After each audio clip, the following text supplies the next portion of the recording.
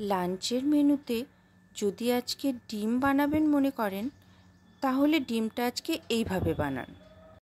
বাড়ির বাচ্চা থেকে বুড়ো সবাই হাত চেটে খাবে। তবে হ্যাঁ, একটু বেশি করে বানাবেন, কারণ বাড়ির সবাই দেখবেন এত পছন্দ করছে এই রান্নাটা যে শেষে কম পড়ে যেতে পারে। আমার বাড়িতে তো এই রকমই হয়ে থাকে। তাই হঠাৎ বাড়িতে যদি গেস্ট চলে আসে তাহলে বানিয়ে খাওয়াবেন, দেখবেন তারাও আপনার রান্নার প্রশংসা করছে। এই রান্নার জন্য প্রথমেই ডিম সেদ্ধ করে নেব, আর ডিমগুলোর খোসা ছাড়িয়ে প্রত্যেকটা ডিম দুভাগ করে নেব। এখানে আমি 4টে সেদ্ধ ডিম নিয়েছি। এবার ব্যাটারটা বানিয়ে নেব। তার জন্য ময়দা নেব কিছুটা। আমি পুরো ময়দা নেব না, ময়দার বদলে পাউরুটির শেষের মোটা স্লাইসটা নেব। একটু জল দিয়ে নরম করে নেব। আদা রসুন, সয়া সস, ভিনিগার মেশাবো, আর মেশাবো এর সাথে একটা ডিম।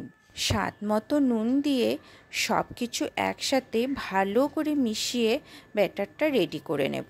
এই ধরনের বড়া জাতীয় জিনিস বানানোর সময় আমি ময়দা বা বেসনের সাথে এই রকম করে পাউরুটির শেষের স্লাইসটা, যেটা বাড়িতে খুব একটা কেউ খেতে চায় না, সেটা দিয়ে থাকি।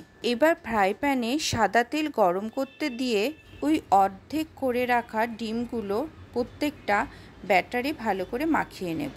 এবার গরম তেলে ওই অর্ধেক ডিমের পিসগুলো ছেড়ে দেব। মাঝারি আঁচে ভেজে নেব। ডিমের এক পিঠ লাল করে ভাজা হলে ডিমের পিসগুলো উল্টে দেব, যাতে উল্টো পিঠও ভালো করে ভাজা হয়। দুদিক ভালো করে ভাজা হলে ফ্রাই প্যান থেকে ডিমগুলো তুলে নেব।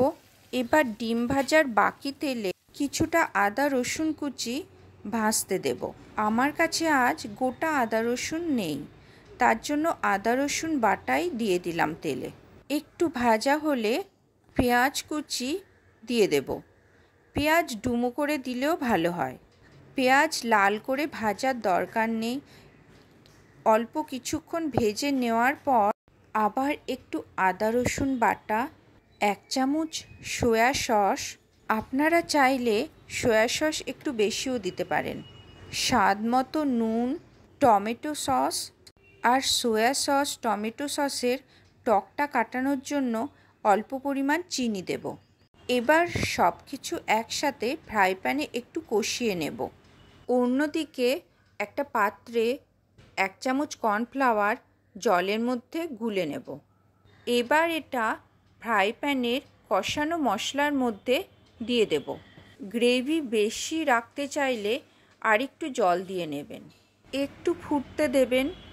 কষে এলে ভাজা ডিমগুলো এর মধ্যে দিয়ে দেব।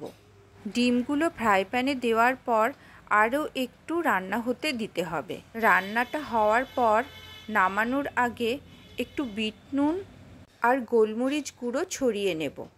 এভাবেই টেস্টি চিলি এগ তৈরি হয়ে যাবে।